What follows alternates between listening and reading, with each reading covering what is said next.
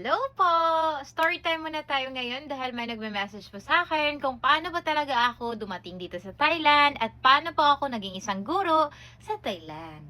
Siyempre, bago ko po sasagutin yung mga katanungan na ito, so hindi ko siya nabasa, babasahin ko na lang ulit. Kasi hindi ko pa siya mailagay dito. Sa totoo lang. Na-screenshot ko lang siya, pero kaka-video ko pa lang. So, hindi ko siya mailagay as overlay. Oh, di ba? Sorry. Nakangaway. So, yun na nga. Lagi po kasi may nagme-message sa akin kung paano ako nakarating dito at hindi ko po sila ma-replyan lahat. Hindi ko naman sinasabing hundreds. Oo. Mga nasa 10 mahigit lang din naman. Oh, madami na din yun, 'di ba? More than one, more than one. Madami. Oh, 'di ba? Nangangaral na naman. So, yun na nga. Guys, lahat po ng sasabihin ko ngayon are based on my experience lang po. So, kung iba po siya sa inyo, well, sa inyo yun. Kwento mo yan eh. Malamang hindi yun akin. O, ganon. So, magsisimula tayo paano ako nakarating sa Thailand. To be honest po, wag niyo po akong tularan dahil pumunta po ako ng Thailand as a tourist. Oo. Kasama ko po pinsan ko. At saka muntik na rin kami ma-offload. Actually, na-offload na kami.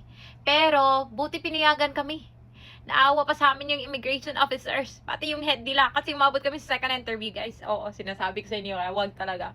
Pero, na-appreciate ko ng bongga yung strictness ng immigration officers that time, ha. I'm not sure na lang sa ma-experience nyo. Kasi as for me, super rampant kasi ng issue about human trafficking. Nakasalala lang din naman yung buhay natin. Kasi madami din po talagang nabiktima. Pero dahil gusto din natin ng risk at saka para sa pangarap natin. Well, wala namang masama doon. Basta alam yung mga ginagawa nyo. So, yun nga, pumunta kami ng Thailand as tourist. Na-offload kami. Tinataka na kami. Offload, guys. Pero, yun, di ba sabi ko, naawa yung immigration officers at saka yung head nila. So, sabi nila, basta bumalik kayo, ha? Eh, kami naman. Yes po, babalik kami agad. Tapos yung pinsan ko sinabihan, alagaan mo yung pinsan mo, babae yan. Kasi babae. Ilang taon naman kasi kami noon. Lumabas kami ng Thailand, 21, 22. Ganun po yung age namin. So, medyo bata pa talaga. As travelers, ha? Tapos, it's our first outside the Philippines na flight. So, talagang maka-question ka. Kompleto kami sa papeles and all. Original lahat. Pero yun nga, nagsinungaling pa kasi kami. May part kasi nagsinungaling kami. So, hindi talaga okay magsinungaling, guys. Kasi meron pala talaga silang sources ng documents natin. Kaya wag na wag. At wag talagang pumeke. Ganun. So, yun. Dumating kami ng Thailand year 2019 and that's April 9. April 9 na madaling araw, nakarating kami ng Thailand. At luckily, meron kasi kaming kakilala dito, ni-refer lang din sa amin, yung ate at kuya namin. Super grateful kami sa kanila kasi sila talaga yung unang rason din bakit kami nakapagtrabaho dito sa Thailand.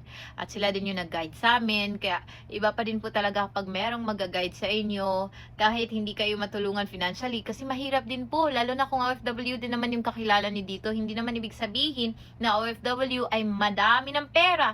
Kung marami silang pera, deserve nila yun dahil pinaghirapan nila. Pero meron din po mga responsibilidad.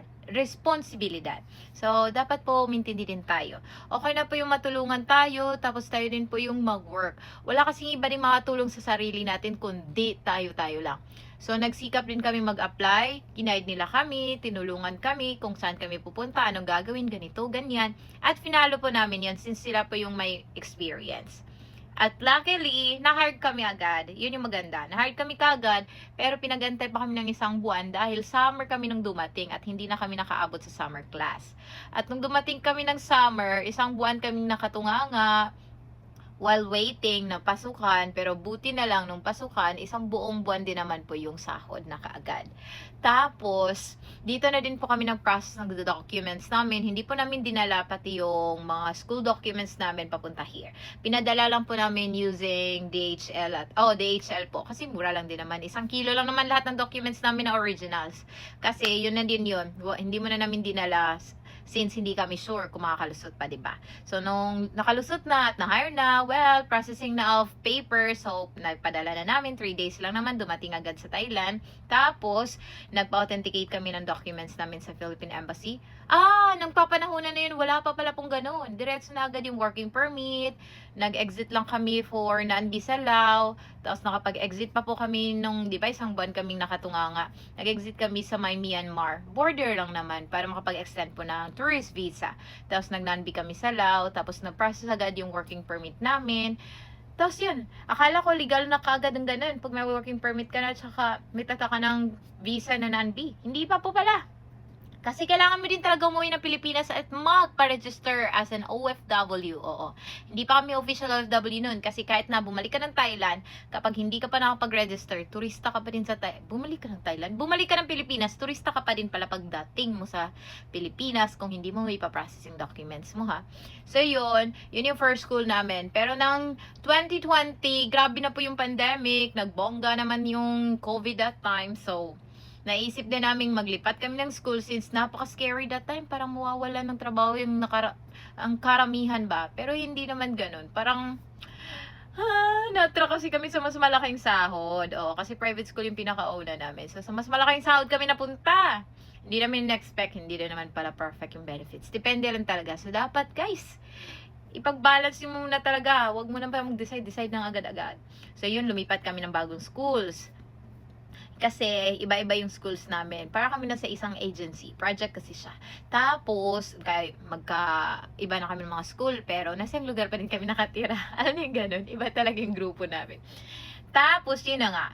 Until after 3 years ata, umuwi kami ng Pilipinas 2023. 20, 21, 22, 4 years pala guys. After 4 years, umuwi kami ng Pilipinas para magbakasyon. At may pangalawa din po kaming rason doon. Magpa-register po sa POEA. At so nag-register na din kami sa OWA kasi magkatabi lang naman sa CDO. Taga CDO po kasi ako. So, before ka po umuwi ng Pilipinas, kunin mo po muna yung mga documents na kailangan for authentication kasi meron ka din pong ipaprocess bago ka makakuha ng OAC.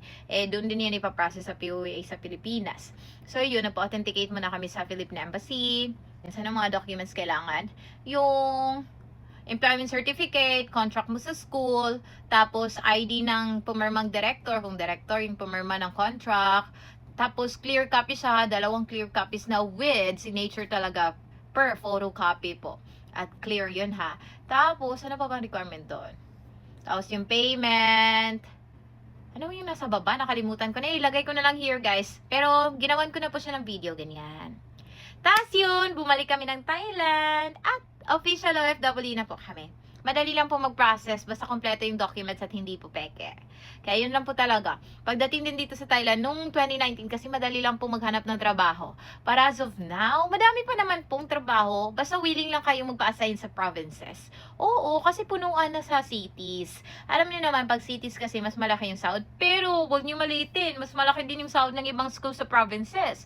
At, mas madaming extra class. Kaya kung gusto niyo pumunta ng Thailand at gusto niyo talagang makapag-ipon, huwag niyo isipin yung sahod. Isipin niyo yung 12 months, tapos may mga extra classes dahil mas malaki yung sasahurin mo. Basta huwag ka lang kumuha po ng 20K baht below. Kasi apakaliit na din talaga nun.